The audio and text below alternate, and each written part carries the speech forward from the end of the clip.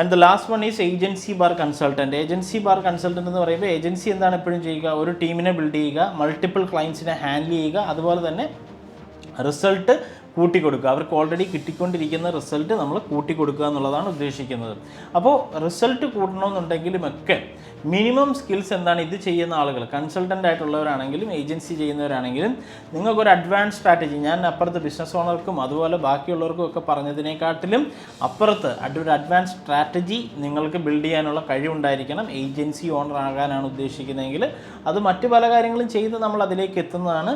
നമുക്ക് നല്ലൊരു ടീമിനെ മാനേജ് ചെയ്യാനുള്ളൊരു സ്കില്ലോ, ടീം മാനേജ്മെൻറ്റ് സ്കിൽസ് വളരെ ഇമ്പോർട്ടൻ്റ് ആണ്. നമുക്കൊരു സെയിൽസ് സിസ്റ്റം ഉണ്ടാവണം, നമുക്കൊരു പ്രോസസ്സ് ബിൽഡിംഗ് ഉണ്ടാവണം, ഒരു സിസ്റ്റം പ്രോസസ്സ് ചെയ്യാനായിട്ടുള്ളൊരു കഴിവുണ്ടാവണം, നമുക്കൊരു ബിസിനസ്സിനെ പെർഫോമൻസ് സ്കെയിൽ, അതായത് ഒരു ബിസിനസ്സിന് ഒരാൾക്ക് ഒരു 100 ഓർഡർ ഡെയിലി സെയിൽസ് കിട്ടുന്നുണ്ട്. അപ്പോൾ ഈ 100 കിട്ടുന്നത് അയാൾക്ക് 200 ആക്കി കൊടുക്കുക. അതാണ് പെർഫോമൻസ് സ്കെയിലിംഗ്. അപ്പോൾ പെർഫോമൻസ് കൂട്ടി കൊടുക്കാൻ എന്ത് ചെയ്യണം എന്നുള്ളത് മനസ്സിലാക്കി ബിസിനസ് ജസ്റ്റ് ഒരു എൻക്വയറി കൊടുക്കുന്നതല്ല, അവരുടെ എൻക്വയറി, അവർക്ക് ദിവസം 10 ലീഡ് കിട്ടുന്നുണ്ട്, അല്ലെങ്കിൽ 100 സെയിൽസ് കിട്ടുന്നുണ്ട്. ഈ 10 ലീഡ് കിട്ടുന്ന ആൾക്ക് 25-30 ലീഡാക്കി കൊടുക്കുന്നത് എങ്ങനെ, 100 സെയിൽസ് ഡെയിലി കിട്ടുന്ന ആൾക്ക് അതെങ്ങനെ 200 സെയിൽസ് ആക്കി കൊടുക്കുന്നത് എങ്ങനെ, ഇതിനെപ്പറ്റി ചെയ്യാനായിട്ട് ഒരു ഏജൻസി ഓണർക്ക് സാധിക്കണം. എങ്കിൽ മാത്രമേ അയാളുടെ ഏജൻസിയിൽ അവിടെ വർക്ക് വരേണ്ട കാര്യമുള്ളൂ.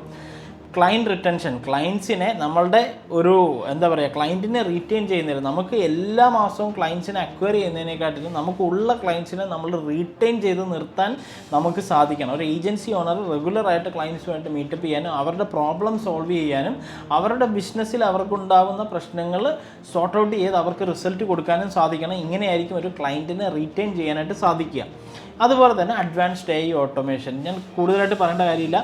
AI ടൂൾസ് എല്ലാം ഉപയോഗിച്ചുകൊണ്ട് ഒരു ക്ലയൻറ്റിൻ്റെ ബിസിനസ്സിൽ അവരിലേക്ക് വരുന്ന റിസൾട്ടുകളെ, മാർക്കറ്റിങ്ങിൽ ഉണ്ടാകുന്ന റിസൾട്ടുകളെ ഓട്ടോമേറ്റ് ചെയ്ത് ക്ലയൻസിന് റിസൾട്ട് കൊടുക്കുക. അവരുടെ ഓട്ടോമേഷനിൽ എല്ലാ കാര്യങ്ങളും പോകും. അഡ്വാൻസ്ഡ് ഓട്ടോമേഷൻസ് പല ബിസിനസ്സുകൾക്കും ആവശ്യമായിരിക്കും.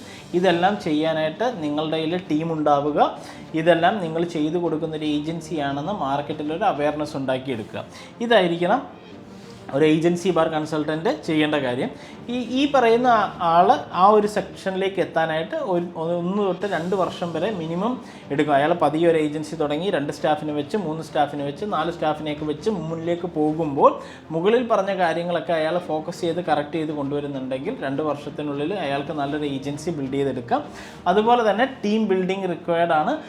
അതായത് നല്ല ആളുകളെ ഹയർ ചെയ്യാനും നല്ല ആൾക്കാരെ മെയിൻറ്റെയിൻ ചെയ്യാനും അയാൾക്ക് സാധിക്കണം. അതുപോലെ തന്നെ ഓപ്പറേഷണൽ പ്രഷർ ഉണ്ടാവും. ഒരു ഏജൻസി റൺ ചെയ്യുമ്പം നമ്മൾ ഈ കാണുന്നതൊക്കെ കൂടാതെ റണ്ണിങ് എക്സ്പെൻസും കമ്പനി മാനേജ്മെൻറ്റും ഒക്കെ ചെറിയ കാര്യമല്ല. അതിനൊക്കെ നിങ്ങൾ ആവശ്യമായിട്ടുള്ള കോച്ചിങ്ങും കാര്യങ്ങളും നിങ്ങൾ എടുക്കും. അതെല്ലാ ബിസിനസ് ഓണേഴ്സും എടുക്കുന്നതാണ്.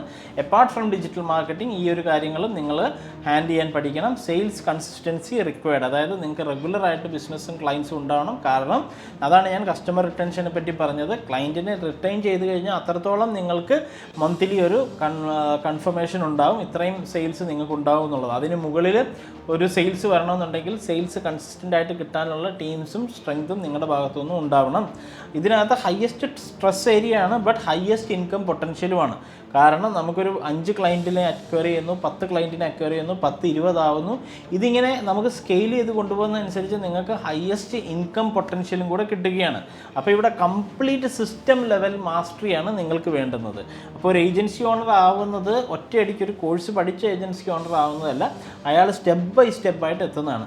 അപ്പോൾ നമ്മളിവിടെ ഇപ്പോൾ ഈ ഒരു പറഞ്ഞ കാര്യങ്ങളൊക്കെ എന്താണ്, AI is required in every path. ഇതിനകത്ത് എല്ലാ സെക്ഷനിലും എന്താണ് നമ്മളിപ്പോൾ പറഞ്ഞത്, ജോബിൻ്റെ സെക്ഷനിൽ പ്രൊഡക്ടിവിറ്റിക്ക് AI ആവശ്യമാണ്. ഫ്രീലാൻസറെ സംബന്ധിച്ചിടത്തോളം സ്പീഡും സ്കെയിൽ ചെയ്യാനും അയാൾക്ക് AI ആവശ്യമാണ്. ഒരു ബിസിനസ്സുകാരനെ സംബന്ധിച്ചിടത്തോളം ഒപ്റ്റിമൈസ് ചെയ്യാനായിട്ട് അയാൾക്ക് AI ആവശ്യമാണ്. അതുപോലെ തന്നെ ഏജൻസി റൺ ചെയ്യുന്ന ഒരാൾക്ക് പല കാര്യങ്ങളും ഓട്ടോമേറ്റ് ചെയ്യാനായിട്ട് അയാൾക്ക് AI ആവശ്യമാണ്. അപ്പോൾ എല്ലാവർക്കും AI ആവശ്യമാണ്, പക്ഷെ പല രീതിയിൽ എന്നുള്ളതാണ്. അപ്പോൾ success is not a course dependent, it is effort dependent. മനസ്സിലാക്കുക. അപ്പോൾ നമ്മളൊരു കോഴ്സ് പഠിക്കുക എന്നുള്ളത് നമ്മളുടെ ഒരു സ്റ്റാർട്ട് സ്റ്റെപ്പായിട്ട് മാത്രം കാണുക.